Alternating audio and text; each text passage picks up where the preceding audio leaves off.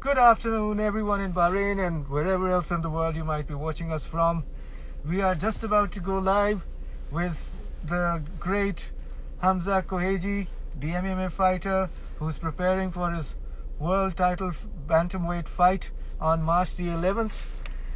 And he is just going to join us now because we're going to link up with him, and you'll be able to see him very shortly. Hamza is the star and the pride of Bahrain. For those of you who don't know about him, you better read up or keep on watching about what it's like to be an MMA fighter, what it's like to train, what it's like to prepare for a challenge. There he is. Welcome, Hamza. Assalamu alaikum. Wa alaikum assalam. It is such a pleasure to see you. How have you been and how are you and what's happening in your life right now? Right now, I'm just preparing for the biggest fight in my career, in 11 March. So it's hard days now and good days. I enjoy this process. Excellent. So, a world title fight, and what's the name of your opponent and how do you rate him? He's a good fighter, his experience. He's been through a lot of fights and he's a good fighter. His name is Katona from Ireland. Canada, like two countries. And I'm going to fight him for the world title in Brave. Excellent. You are referred to as the pride of Bahrain, and after spending a little time with you this afternoon, I understand why. Folks, for those of you who don't know, Hamza is not just an accomplished fighter, he's also a wonderful human being who is the perfect role model for not just young people, but even old people like me. So, Hamza, it's a privilege to get to know you and to be having this conversation with you. Let's focus a little bit on how your journey has been in MMA. I believe it's been 10 years. You have fought quite a few fights, won a few. Have you ever lost any? Yes, of course. I lost 2 fights. And losing in MMA really hurts, not like any other matches in other sports. Of course, other sports, when you lose, it's really hard and affect yourself, especially if you're a guy who likes competition. But to be beaten in 1 minute or something, it's very hard, and to build yourself up again, something really hard. And we don't see a lot of fighters, they can build themselves up. They just mentally drown down. So I built myself up after the loss, and I became much stronger fighter. Okay, so 10 years into your journey, how much, what is for those people who don't understand, let's try to understand what the differences are in the weight classes. You're fighting in the bantamweight category. There's flyweight, there's lightweight, there's middleweight and all. So for the benefit of somebody who might be watching who doesn't know what these things are, what are they? There is different weight categories. So they start from flyweights, which is 57 kilos, and goes up 61 kilos, 66, 70. So every higher weight will be like stronger guys and less speed. The less weight will be more about speed, and explosive and scrambles. So I'm fighting at bantamweight, which is second to last, like 57, and there is 61. So 61 is like a really tough weight class. I think it's the second toughest weight class in the world, I think lightweight is the toughest, and then bantamweight. There is a lot of good fighters, a lot of upcoming new fighters, and they're athletic, they're strong, they hit hard, and they're fast. And it's good. Like, that's why MMA it's good. Then, like, I like MMA because it gives, like, if you go to basketball or football, big guys will always have advantage, like basketball, the tall guys will have advantage. Small guys, maybe sometimes they have the speed or they can throw good balls, but they'll have this advantage. But in MMA, it's about weight classes, so there of course there will be some advantage when someone is taller and athletic or something, but it gives more opportunity for more guys. Absolutely. And you were mentioning something earlier about how it would be nice for more and more people, especially young kids, to take up the sport, because you mentioned that specific thing about bullies. about bullies being insecure and picking on other people because they feel threatened by them, and that's what makes them bullies. So explain a little about how you meant that. Yes, like why people bully other people? They bully because they feel insecure, you know. They feel like deep inside they feel this guy is better than me, or this guy has something that I don't, so I'll go beat him, you know, or I'll go bully him, I'll push him around, I'll do something to him. And when your confidence become better, and or you do martial arts, your confidence and self-esteem will go up, so you won't bully people.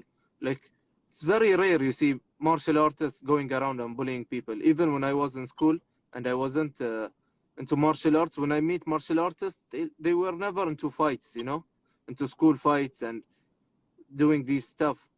So, and on the other sides, people who gets bullied, they will defend themselves. They'll know how to stand up for themselves, you know, for when someone do something. So martial arts is really good for society, you know. It's good for bullying to become less, for self-esteem people to become, you know, for to work better, to men become more confident. So it's better for everything. Absolutely. Now, coming back to the fight, you have less about 3 weeks to go before the big day.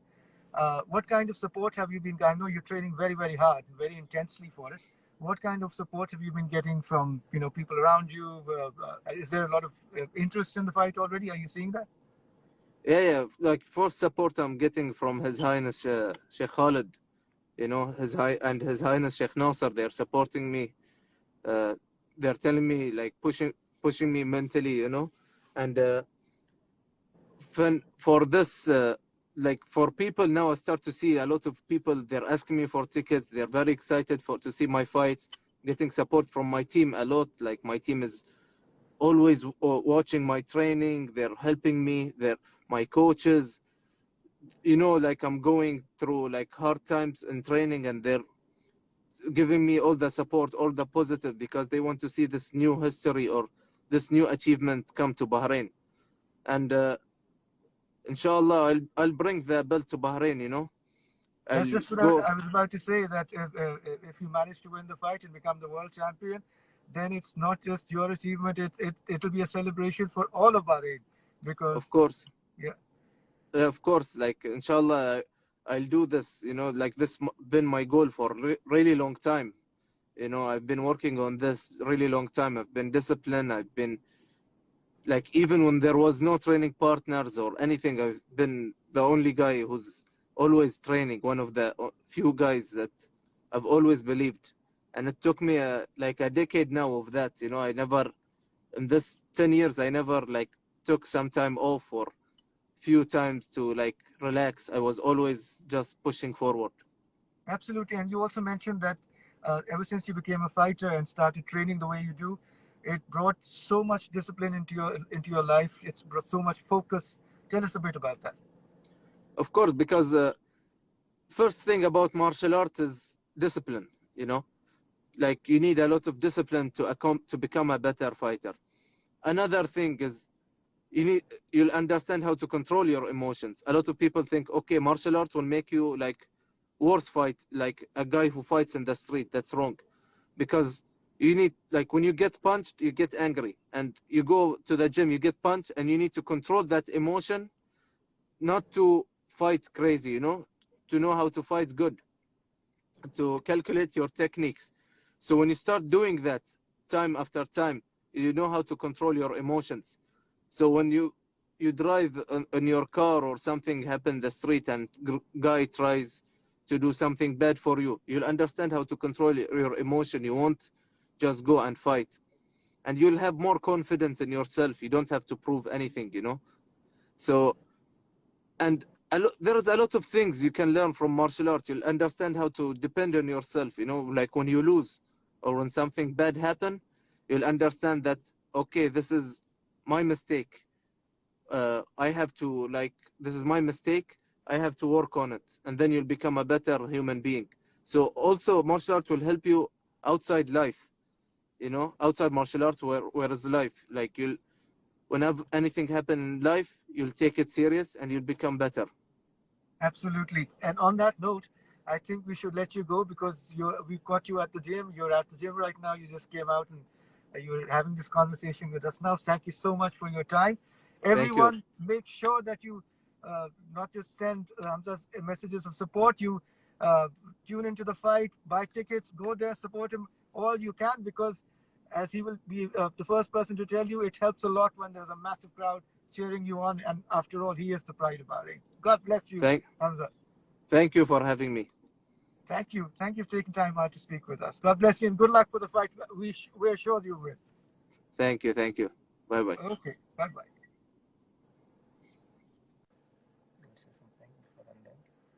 Well, there you go. Isn't he an amazing young man? Did you hear everything he had to say? He's not some angry fighter who just wants to go out and prove something to the world. You heard in his own words. He is a thinking, intelligent, compassionate, wonderful young man who happens to be the pride of Bahrain. And all of you, anybody who's been watching this, should start supporting him. Even if you don't follow MMA, it doesn't matter. You learn a thing or two if you start following. This athletes like this come along once in a few generations, and Bahrain is lucky to have him. They don't call him the pride of Bahrain for nothing, for no reason. He is. You just heard his words. And on that note, I shall take your leave. Until next time, bye bye.